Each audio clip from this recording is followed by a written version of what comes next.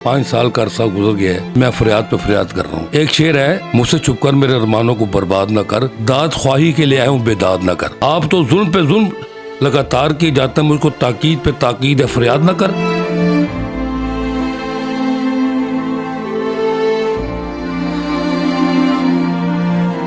उनको जागना चाहिए, मेरा पूछना चाहिए कि मैं क्या कर रहा हूँ, क्या नहीं कर रहा हूँ, किस जगह पे मुकाम है मेरा, किस जगह रहता हूँ, क्या मेरा गुज़रुक़ात है, मेरे घर में रोटी है या नहीं है, मेरे बच्चे कपड़े पहनते हैं या नहीं पहनते। 3 साल हो गए मैं पेशावर में, मुझे डोनेट आती थी मुझे, वो बंद कर दी उन्होंने। इसके अलावा मैं क्या बताऊँ,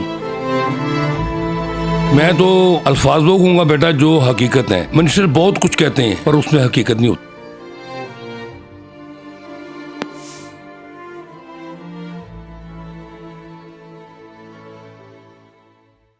अस्सलाम नाज़रीन, आप देख रहे हैं इनकलाब ज़माना। मैं हूं आपकी होस्ट हफ्सा मलिक। आज जो हस्ती मेरे साथ मौजूद हैं, 75 साल इनकी उम्र है और 40 साल से ये पीटीवी में काम कर रहे थे। हर साल हुकूमत जो है वो अवार्ड्स देती है, इस तरह इम्तियाज़ से नवाजती है। समझ नहीं आती वो कौन से लोग होते हैं जिनको वो नवाजती हैं। शायद वो एक्ट्रेस होती हैं, क्योंकि इनकी इतनी उम्र हो चुकी है और इतना इन्होंने काम किया है, लेकिन इस काम का सिला नहीं इनको मिला, ना इनको इतना मुआवजा मिला है।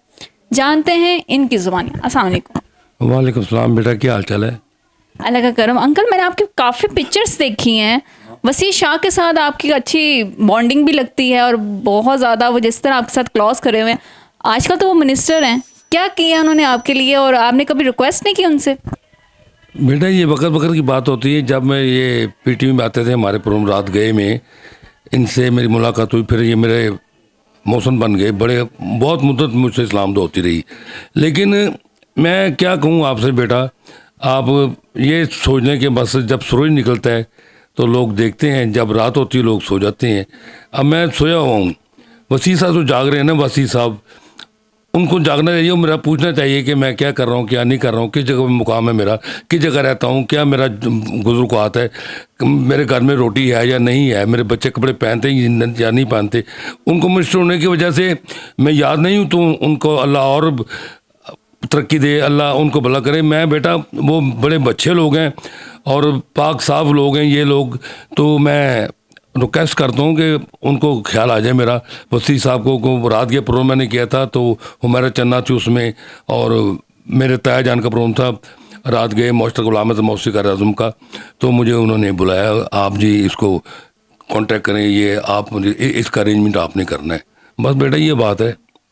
अच्छा, हमने पाकिस्तान जो टीवी टेलीविज़न है, आपने उनको 40 साल दिए, म्यूज़िक कंपोज करते रहे और बहुत से सिंगर आपके हाथ से निकले हैं और बहुत से स्टूडेंट्स आपके होंगे।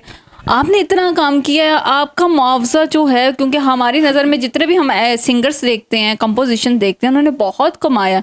आप क्यों इन चीज़ों में पीछे रह गए? बेटा मैं इन चीज़ों में इसलिए पीछे रह गया हूँ कि बस पीछे मेरा हाथ नहीं था कोई, अच्छा, कोई मेरी सिफारिश करना नहीं था। मैं अपने काम से अपना नाम मैंने पैदा की है, मैं किसी सिफारिश से नहीं आगे हुआ।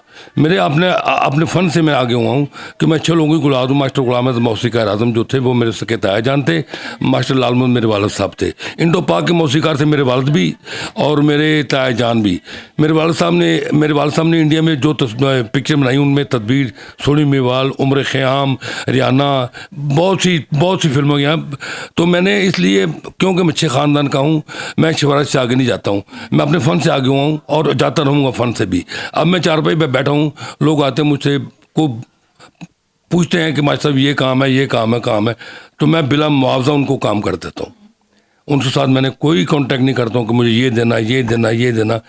बस बेटा बस गुज़र-ओ-क़ात करता हूँ, जिस तरह भी हो, खुदार बंदा हूँ और किसी से हाथ फैलाना मैं नहीं जानता हूँ।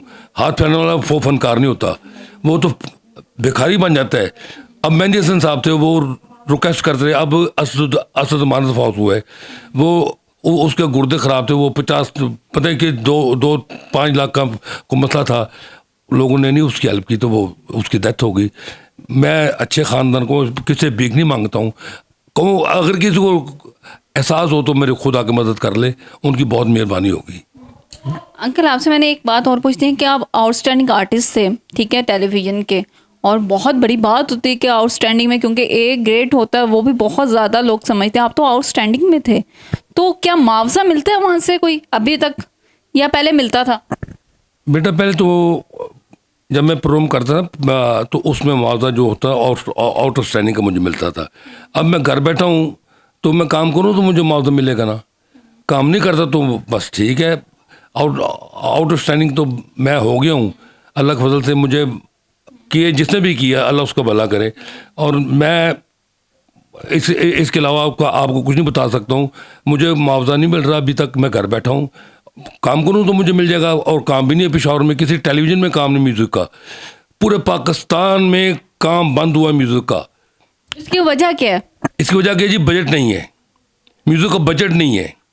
अच्छा, मरियम औरंगज़ेब साहिबा तो बहुत कहती हैं कि हमने बहुत ज़्यादा काम किया है, और वो तो कहती हैं हम आर्टिस्ट के साथ खड़े हैं, और बहुत से फंड्स उन्होंने लॉन्च भी किया। तो उन फंड्स का आपको कोई फ़ायदा नहीं हुआ? नहीं नहीं नहीं नहीं नहीं नहीं नहीं, मैं तो अल्फाज वो कहूँगा बेटा जो हकीकत है। मिनिस्टर बहुत कुछ कहते हैं पर उसमें हकीकत नहीं होती, उसमें हकीकत ज़रा भर भी नहीं होती। मैं वादा तरीके से कहता हूँ कि मरीम नवाज़ को छोड़ें, नवाज शरीफ के दौर में, भुट्टो के दौर में, इमरान खान के दौर में बड़े बड़े लोग आए हैं, लेकिन सब ने फनकारों को इग्नोर किया है। कोई गौर नहीं करता बेटा। ये अपनी तरफ से हौसला देते हैं, लोगों को बताते हैं कि हम आर्टिस्टों के साथ काम इनकी मदद कर रहे हैं, लेकिन नहीं। 3 साल हो गए कि पेशावर की डोनेट मुझे मिलती थी, वो बंद क्यों हुई है? अगर मरीम नवाज को इतना ख्याल हो कि हम आर्टिस्टों के वो साथ, तो मरियम औरंगज़ेब देख तो रही थी, वो इंफॉर्मेशन मिनिस्टर थी वो तो। बेटा मैं बात वो करूंगा जो हकीकत है, मुझसे नहीं, फनकारों से और फनकारों से पूछ लें, आपको सब यही कहेंगे हमारे साथ कोई ऐसी इमदाद नहीं होती हमारे साथ। हमारी डोनेट बंद की है बेटा, 3 साल हो गए मैं पेशावर में, मुझे डोनेट आती थी मुझे, वो बंद कर दी उन्होंने। इसके अलावा मैं क्या बताऊं, क्या मरीम नवाज ने करना है, क्या किसी ने करना है, क्या किसी ने करना, मैं किसी को नहीं जानता हूँ। हम फनकार लोग हैं, हम भिखारी बन गए, इस वक्त भिखारी बन गए। हमारे पास कशकोल नहीं है कि हम मांगे लोगों को जाकर के हमें दो, बाकी ये रह गए। और कुछ करना है तो कर लें हमारे साथ, हम तो जब तक खुदा ने ज़िंदगी दी हमने मरना है, एक दिन मरना ज़रूर है, लेकिन हकीकत को हकीकत बयान करूँगा। बस बेटा ये बात है, और कुछ बात नहीं। कहने दो उनको, जो कहते हैं हम आर्टिस्ट साथ ये करते हैं, हम आर्टिस्ट साथ राशन करवाते हैं, ये करते हैं। बेटा को पूछता भी नहीं आर्टिस्टों को, मिनिस्टर कुर्सी पर बैठ जाते हैं, भूल जाते हैं आर्टिस्टों को। आर्टिस्ट तो इनके लिए तमाशा है। बुला लिया, खुश हो गए, गा रहे हैं जो वो खुश हो रहे हैं, टेबल पर बैठे खुश हो रहे हैं। फिर उसको अब उसको कहते हैं कोई खिदमत बताओ जी, कोई खिदमत बताओ। उसको क्या खिदमत बताए? हम तो अपने फ़न के जरिए जो तुम्हारे पास आए हैं, खिदमत तुम्हें क्या बताया, तुम्हें खुद ख्याल होना चाहिए। अब मेहंदी हसन जैसा फनकार कहते कहते गुजर गया है, उसके किसी ने हुकूमत मदद की है, लेकिन 3-4 माह बस। उसके बाद किसी ने पूछा भी नहीं उसे कि मेहंदी हसन कौन है कौन नहीं। जब बर्सियाँ जो बनाते हैं ये उनके शागिर्द बनाते हैं, हुकूमत की तरह। हुकूमत एजाज़ किसी को नहीं देती, म्यूज़िक का एजाज़ किसी को भी तक हुकूमत ने नहीं दिया। हुकूमत तो ये कहती है रौनक लगाने लोग हैं, इनको बुला लो, रौनक लग जाएगी बस। आपने वैसे बाहर ममालिक भी काफ़ी सफ़र किया होगा, और आपने जब सफ़र किया, कैसे इंडिया बहुत ज़्यादा अपने जो आर्टिस्ट को बहुत नवाजता है, तो कभी ये नहीं हुआ कि अपने मुल्क छोड़ के कभी दूसरे मुल्क चले जाएं? क्योंकि जो हमारे पाकिस्तान के मोस्टली आर्टिस्ट ऐसे ही करते हैं। बेटा बात यह है कि उनका मज़हब है मौसीकी, मौसीकी उनका मज़हब है। उनके इबादत गाहों में म्यूज़िक के बगैर काम नहीं होता। हमारी यहाँ जो मजबूरी है, हमारे मज़हब में म्यूज़िक हराम है, इन्होंने हराम करार दिया हुआ। लेकिन पीटीवी में जो काम होता है ये तो गवर्नमेंट के लेवल से होता ना। तो बस बेटा मैंने बाहर भी गया हूँ, सऊदी अरब गया हूँ, दुबई गया हूँ, लेकिन मैंने वहाँ म्यूज़िक नहीं किया, मैंने वहाँ अरेंज किया है। आर्टिस्टों को लेके जाता था, वहाँ जाके आर्टिस्टों को यूज़ करके वहाँ वापस 3-4 महीने के लिए जाता था। अच्छा, मैं आपका एक लेटर देख रही थी जो आपने अपील किया, 3 दफ़ा अपील की है मीन के आपको अवार्ड से नवाजा जाए, तो क्या इशू आ रहा है? क्या कोई उसका रिप्लाई आता है कुछ? बेटा मैंने 5 साल हो गए हैं, 5 साल का अरसा गुजर गया है, मैं फरियाद पे फरियाद कर रहा हूँ।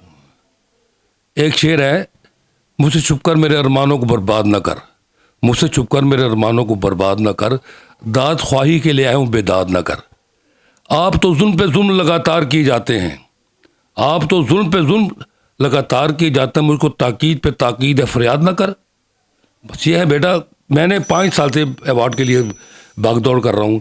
अल्लाह ज़िंदगी दे मेरे ये GM पेशावर के, क्यों मैं पेशावर का नुमाइंदा हूँ, वहाँ तो मुझे अवार्ड हासिल होना है। उसने मेरी अब मुझे उसने 1 महीना हो गया मुझे कहा उस्ताद जी आप ऐसे करें सर कि आप अपना बायोडाटा बनाकर भेजें, तो मैंने भेज दिया है। अब अल्लाह करे कि हुक्म को रहम आ जाए कि मुझे सदारती अवार्ड से नवाज दें। और बेटा मेरी रिक्वेस्ट है हुकूमत से कि मुझे अवार्ड दिया जाए और ज़रूर दिया जाए कि मैं हकदार हूँ इसका, कि 40 साल मैंने खिदमत की है। 25 मैंने फीमेल को इंट्रोड्यूस करवाया है, 10 मैंने मेल को इंट्रोड्यूस करवाया, जिसमें गुलाम अब्बास गुल डेरवी डेर इसमाइल खान से हैं। वो अच्छा भला उनका नाम है अपने इलाके में भी, पेशावर में भी। और बस बेटा मेरी रिक्वेस्ट है कि हुकूमत मुझे सदारती अवार्ड से नवाजे। जी नाज़िर, हमने देखा कि असार अहमद साहब हमारे साथ मौजूद थे जिन्होंने 40 साल पाकिस्तान को दिया, पाकिस्तान म्यूज़िक इंडस्ट्री को दिया, और वो हुकूमत से ना वो फ़ंड तक नहीं मांग रहे, वो कह रहे हैं कि मुझे एक अवार्ड दे दें जिसका मैं हकदार हूँ, जो कि अभी तक उनको नहीं मिल पा रहा। 3 दफ़ा वो अप्लाई कर चुके हैं और लेटर पे लेटर वो भेजते हैं, आउटस्टैंडिंग अवार्ड पे आउटस्टैंडिंग आर्टिस्ट होने के बावजूद उनको जो है अवार्ड से नहीं नवाजा जा रहा। और ये हमारे पाकिस्तान के एक आर्टिस्ट की समझ लिया आप तौहीन कर रहे हैं कि आप ये कह रहे हैं कि आपने अपने 40 साल क्या मुल्क के लिए बर्बाद कर दिए। हम भी अपील करते हैं गवर्नमेंट से कि अगर वो हमें अगर सुन रही है, अगर मैं वसी शाह साहब जो कि इंफॉर्मेशन मिनिस्टर हैं, अभी वो सारे कल्चर वगैरह को भी देख रहे हैं, तो उनसे भी रिक्वेस्ट करती हूँ कि इनके लिए आवाज़ बने और इनके जो अवार्ड जो मांग रहे हैं वो उनको दिया जाए। अपनी मेज़बान को इजाज़त दें, फिर हाजिर होंगे एक नए शौक के साथ। अल्लाह हाफिज़।